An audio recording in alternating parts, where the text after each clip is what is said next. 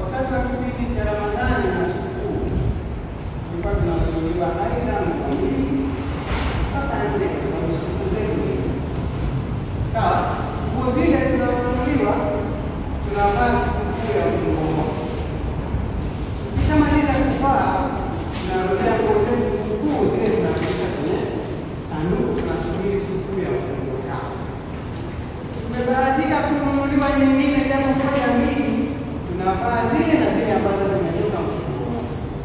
Tukimaliza kuvaa tunarejesha kwenye sanduku, kama sio fupi fupi tunasubiri siku ya mwaka mpya. Sawa? Zikiwa fupi mimi nazichukua nampa kwa chini yangu anavaa. Unafahamu? Lakini je, ukinunua taka utaweza kufanya hivyo? Na maanisha kusema hizi nguo za kisasa sio nguo, ni tunanunua taka, tayari ni taka. Kwa sababu ukinunua nguo ambayo imechukuliwa hapa na hapa, utaivaa zaidi ya mwaka mmoja ama miezi mitatu. Ukifua mara ya kwanza, ukifua mara ya pili, na umeinunua pengine 50,000, 70,000. Sasa na maanisha kusema kwamba hautakuwa na uwezo wa kumpa mwingine akaivaa, kwa sababu umeshachanika. Utampa mtu kitu ambacho tayari kimeshakuwa kidogo. Wewe umenunua kidogo, umekivaa, kimeanza kuchakaa, unampa wengine hata kitatu. Kwa hiyo tunaanzia hapa. Kwa hiyo ule muda wa kwamba nguo inaweza ikanunuliwa, nguo ikavaliwa miaka 10 au 5, sasa hivi hakuna. Sawa?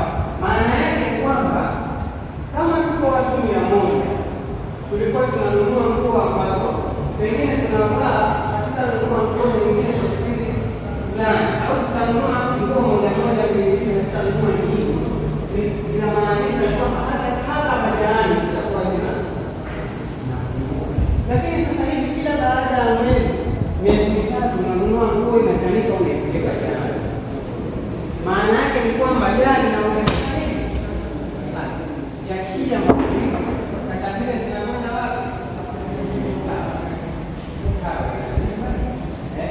Wale sasa tunaelezea mafuriko, tunaelezea mazalia ya mbu, maradhi, kipindupindu, mambo. Tumeyafanya kwa sababu ya mikono. Mmeona yaani naweka ule ulinganisho ya maisha tunaoishi sasa na maisha ambayo tunaishi.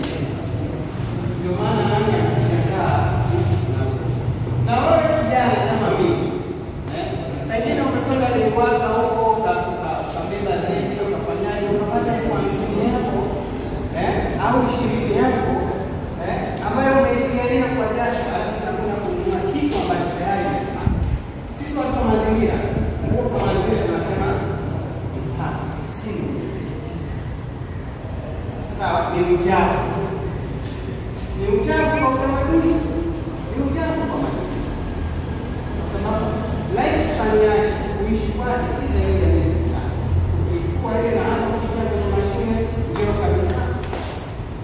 Sasa hivi tumekuwa tukinunua taka, na wanaotengeneza zile nguo wanazitengeneza kwa minajili ya kukuza kipato chao zaidi na kukandamiza kipato chetu sisi watu. Kwa sababu kadri unaponunua nguo, ndio kadri utakapotaka tena kununua tena. Sasa kama mwezi wako ni kununua nguo kila mwaka, lakini unanunua nguo ambayo baada ya miezi 6 ishakuwa mbovu, utaipata wapi pesa? Kwa hiyo matumizi yake yatakuwa makubwa zaidi kuliko yule ambaye ananunua nguo yake ambayo sio.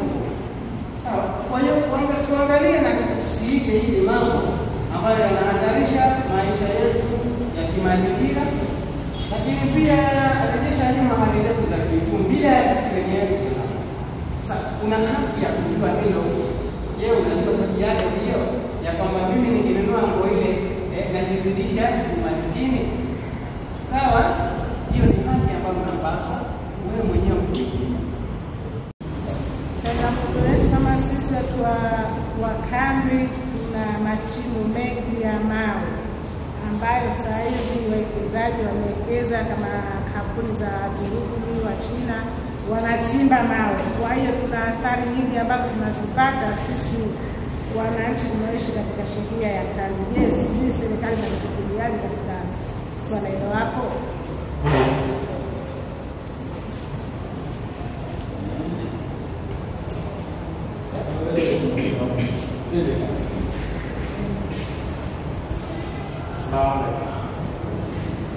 Kwa jina la Tafadhali Simbambe kwa sheria ya Pwani. Nenda vitu vingi natazungumzie kidogo ama kidogo kama vitu ambavyo vinatuathiri katika mabadiliko ya tabia nchi. La mwanzo ni sababu kule tuko katika pwani, lakini kuna zoezi kubwa kule la uchimbaji wa mchanga pwani pamoja na matope ya mikoko. Hilo linatuathiri. Lakini la pili pia kuna jambo lilizungumziwa hapa. Kama labda itakuwa kuna sehemu kuna baa ambayo inaathiri, nayo pia tuna uwezo na kwa sasa nataka kuuliza, je, sisi kule kwetu zipo ambazo zinatuathiri? Na mwisho wa siku watoto wadogo ambao hata hajafikia baleghe na wanafanya nini? Wanakwenda kule katika hiyo process. Je, ili kufikia hatua hii tupite wapi, tupite sehemu gani kwa sehemu gani ili kuzikwamisha ama kuziondosha hizi baa? Ni haya.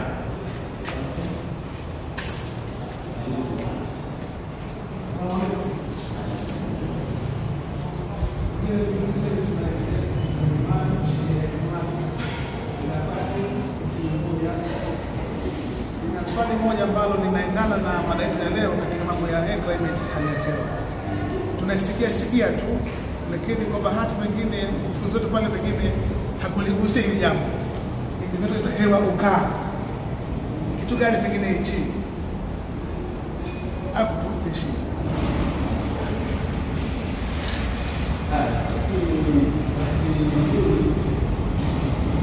Masuala yote yanayoelezwa kwa mimi mtaalamu. Kwa kwa mdomo. Tunashukuru kwa sababu maswali yote mazuri. Tuanza na swala la kwanza kuhusiana na damu pale, kuhusiana na kuathirika kutokana na uchimbaji. Na kweli kama kampuni tunajenga sana barabara na kuna miradi mikubwa mingi ya ujenzi wa nyumba labda za maendeleo na makazi. Kwa hiyo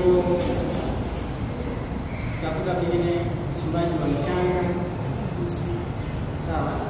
Lakini sasa kuna kanuni au kuna miongozo ya uchimbaji wa fusi au mchanga. Mfano, mchimbaji anatakiwa akichimba, kuna kiwango anatakiwa asiende kima kile kwenda chini, kuna kiwango maalum, sawa. Akizidisha hapo, hiyo ni amekiuka masharti. Hilo la kwanza. Lakini la pili, anapomaliza, sawa, anapomaliza ni jukumu la mchimbaji, sawa, yule mmiliki wa lile eneo, sawa, pengine ndio anaochimba, na yule ambaye anasimamia, kwa sababu wanaosimamia sasa hivi ni wenzetu ZURA, si ndio? Wao wana wajibu wa kusimamia ile eneo lile lirejeshwe. Kwa hiyo sasa, ili kufikia hatua hiyo, kufanya nini? Maana tukasema pale kwamba kidole kimoja hakibanji chawa. Sisi huko watu wa mazingira, wakati wetu sisi ni tunakwenda tunachukuliwa tuna eneo fulani na tukaguliwa kwa ajili ya kifusi. Tunakwenda kukagua eneo hili la serikali labda au la binafsi, limeshatolewa linataka kuchimbwa kifusi au mchanga, si ndio? Hatuna uwezo kusema eneo hili huwa tutashauri sisi kama ni eneo ambalo ni eneo muhimu kwa ajili ya chanzo cha maji, tunasema ile alifaa kwa sababu ni chanzo cha maji. Kama ni eneo la ardhi ya rutuba, pengine wanajamii eneo lile wanalitumia sana, tunasema hili tafute eneo jingine, au eneo ambalo pengine kuna bioanuwai za pengine ambazo ni muhimu sana kwa nchi yetu, tunashauri. Sasa inapotokezea zikapita kwenye maeneo kwamba limekubalika kuchimba, hizo ndizo ambazo kwa mujibu wa sheria au miongozo tunatakiwa tufanye. Sasa kama maeneo ambayo yamechimbwa hayakurejeshwa, nyinyi kama jamii nyinyi kama wakuu wa vikundi mnatakiwa sasa nyinyi kama nyinyi msimame sawa, kama wenzenu walivyosimama wale wa mimi nilikuwa wambao kama walivyosimama idete kwamba hili ni eneo lako wewe, sawa, ni eneo lako, si eneo lako umemuzia katika mchanga, lakini liko katika kijiji chetu, si ndio? Liko katika kijiji chetu, tuna watoto sisi wanapita inaponyesha mvua, pengine ni eneo ambalo maji yanaweza yanatuama yakafanya ziwa tu, wanaweza kufanya wakapoteza maisha yao. Kwa hiyo ni hoja kama hizo.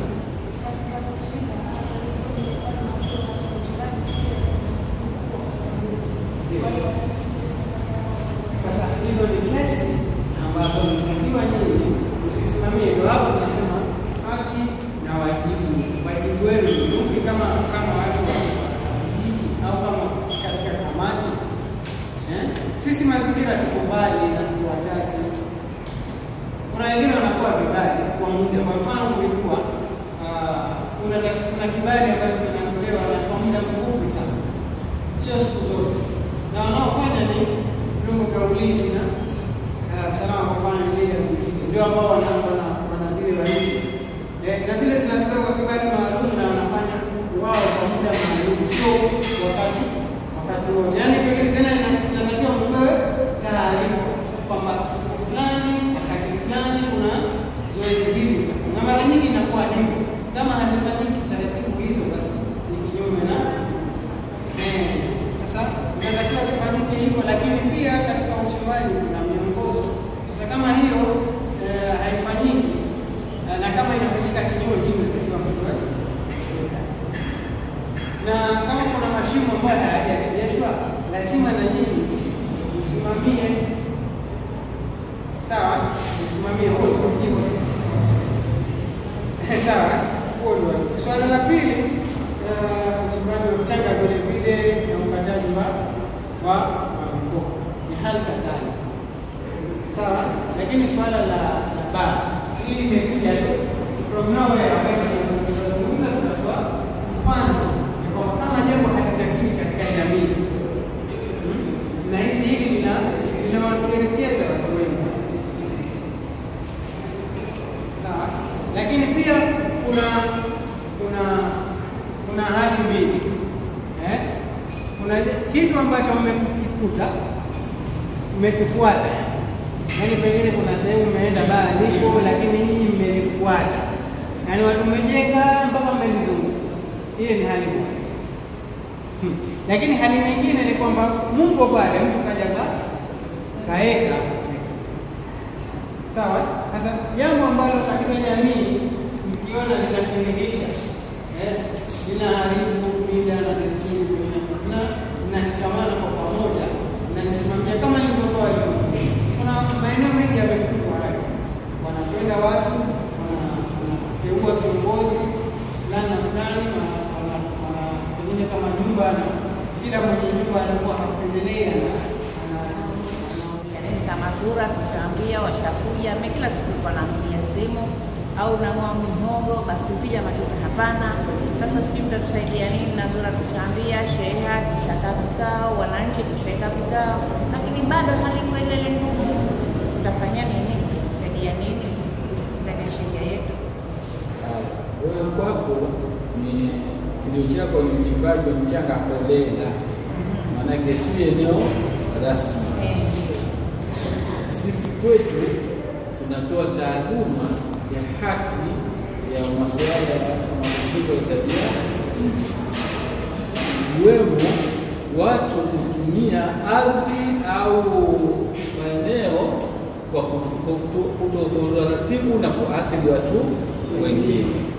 Sasa na mwezeshaji wetu kasema hapa, kila kitu ambacho kinafanya kinaathiri mtu, maana yake sisi ndio tumetana hapa kamati za vijiji za shehia. Maana yake wewe kama si mjumbe wa shehia ni mwenyekiti wa mazingira katika shehia yenu, lazima mkae, maana yake mkae katika kutafuta suluhu ya matatizo katika maeneo yenu. na mweke, kwa sababu kufanya ni kosa. Mtu kana kuchimba mchanga kiolela ni makosa. Kuweka kuna utaratibu weko ambao watu hayo makosa wasifanye katika maeneo yake. Ukisema sisi tukusaidie, pengine inawezekana ikawa swala gumu, kwa sababu lile liko kwenu katika maeneo yenu, lakini mtaalamu wa mazingira yuko na yeye atatoa sana. Asante. Najua ndani masikini kule kuna msitu. Wamepanda sana maisha wazungu. Sasa nyinyi wakazi wa masikini mnanufaika vipi na ule msitu? Alafu nafikiri mwalimu atatusaidia katika hiyo biashara ya hewa ya kaboni.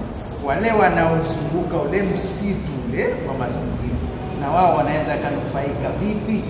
Angalau tunaanza pesa senti japo kidogo mnapata. Hilo ndio. Endelea. Bwana Mbaruku. Asalamu alaykum. Ndio Mbaruku Malomo, kama ambavyo walijitambulisha. Nafanya kazi na Jumuiya ya Vijana na Elimu Kaskazini kwenye eneo la mazingira.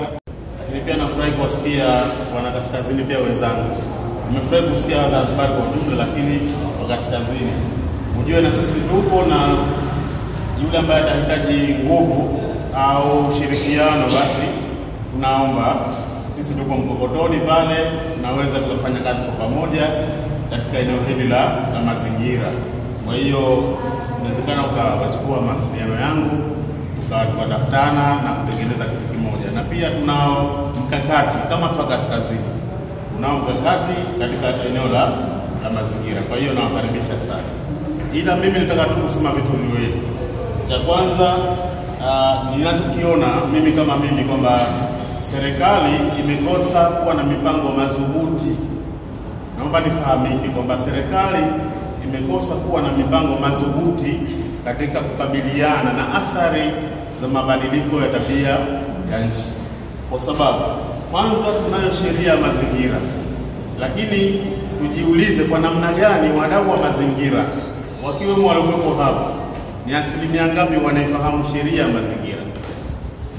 Kwa namna hiyo tunawezaje kwenda kusimamia mazingira wakati ambapo mambo ya msingi ndani ya sheria hatuyafahamu?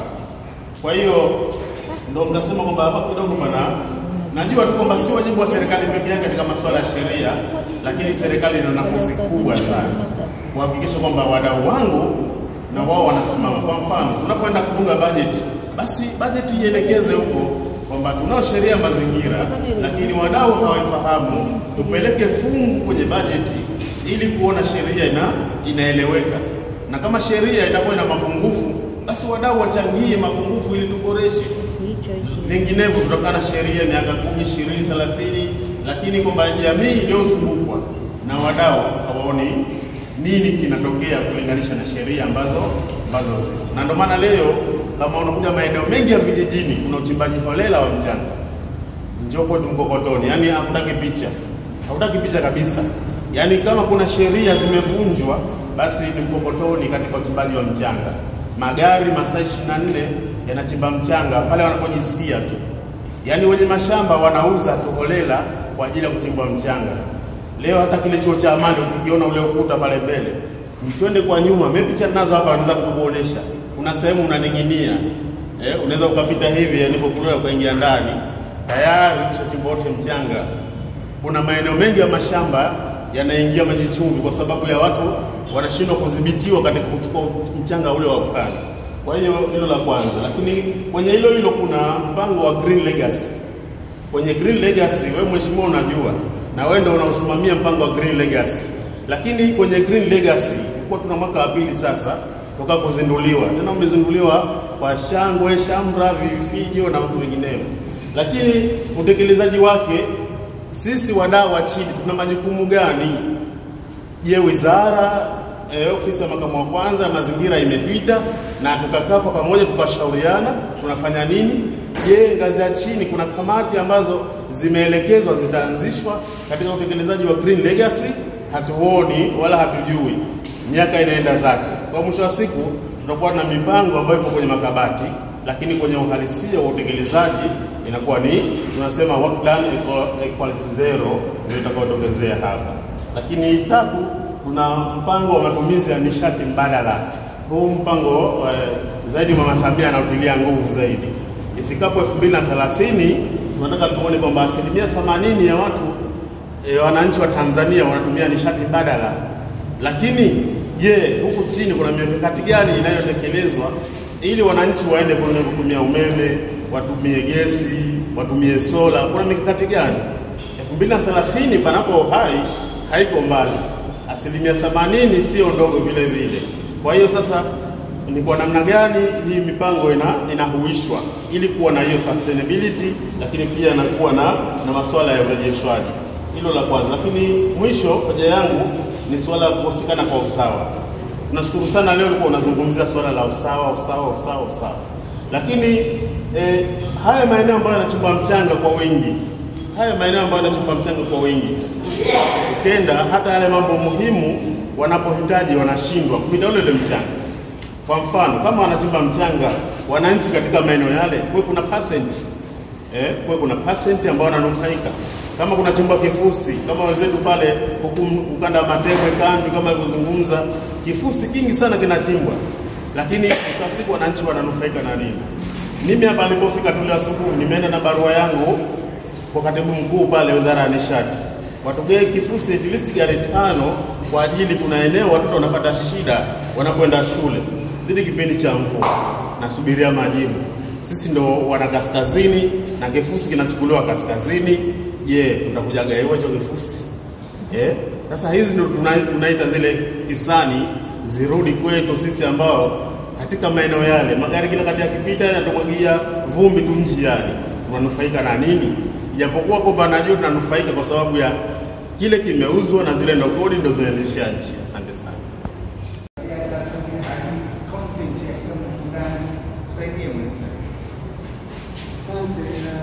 Masuala mazuri kwa kweli, nitarajia masuala haya kweli. Hasa nifurahi kwa haya maswali, kwa sababu kuibuka kwa maswali moja ni kwamba inaonyesha kuna kitu huko watu kishaanza kuingia masikioni. Kwa hiyo hilo ni jambo ambalo kwetu sisi linatupa faraja. Kuna swala la mwanzo kuhusiana na mchanga, lile la uchimbaji wa mchanga ama kiholela au kwa kisheria. Narudi pale kusema kwamba suala la uchimbaji wa rasilimali kuna miongozo, na hii miongozo inabidi sasa kama kamati za sheria au kama wakuu wa vikundi au wa kamati hizo, inatakiwa mwende sasa pale kama sura au halmashauri, kwa sababu wao ndio wanaoshirikiana nao, wakupeni miongozo mbaki nayo na nyinyi katika sheria zenu. Uchimbaji wa mchanga una miongozo gani? Kuanzia wanaouza, kuanzia wanaochukua na wanaochimba, kuna miongozo gani? Lakini hilo la kwanza. Swala la pili kuhusiana na msitu, na ndiyo maana na ndiyo dhana hasa ya haki, usawa na haki, wajibu na usawa. Kama sisi tunahifadhi msitu na msitu ule umepita na vijiji jirani, kwa nini sisi tusinufaike na ule msitu?